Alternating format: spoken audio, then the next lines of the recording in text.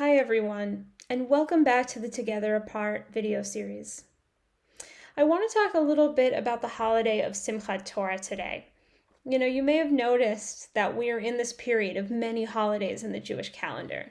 We're actually still celebrating Sukkot. We're coming to the end of that experience, of experiencing the real joy of having emerged from Yom Kippur with strength and with energy. And we're soon coming on Simchat Torah alongside a number of other holidays, including Hoshana Rabbah, a holiday when we pray for rain, and Shmini Atzeret, which is our sort of 8th day of Sukkot, when we linger in the joy of Sukkot at the end.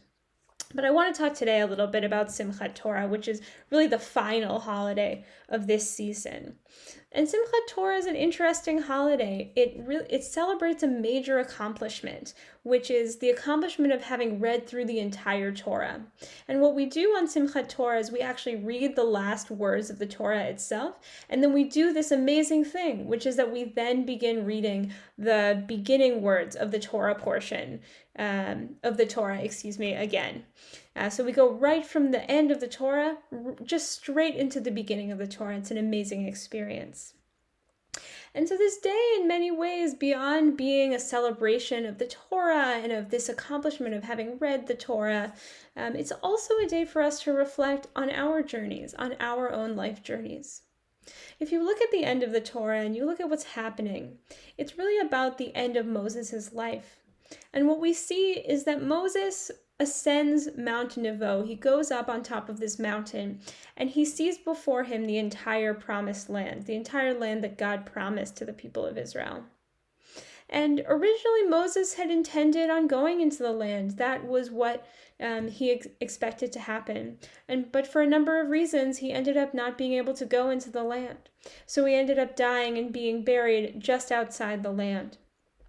And in this way, as Rabbi Rachel Barenblatt teaches, we see that Moses' journey ends just before he reaches where he thought he was going. And then in this moment of incompleteness, in this moment of expectations turned upside down in our narrative tradition, we begin the Torah again.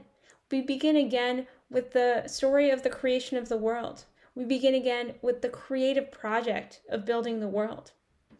And so in this movement from end to beginning, the Torah is giving us a very significant invitation, which is to see the beginnings that endings can create, to see the possibilities and beginnings that can emerge from the unexpected twists and turns of our journeys. Now, perhaps it goes without saying that this year our journeys, both as individuals and as a world, have been truly unexpected. And from this unexpected journey and this unexpected turn in our journey has emerged not only challenges, but opportunities, but gifts. And so with this, I want to invite you to reflect. What beginnings have emerged with the endings you have experienced this year? What new possibilities and what new opportunities have emerged for you that you hope to live into this year? As usual, I would love to hear your responses. You can email me at rabbi@bethtorah.org.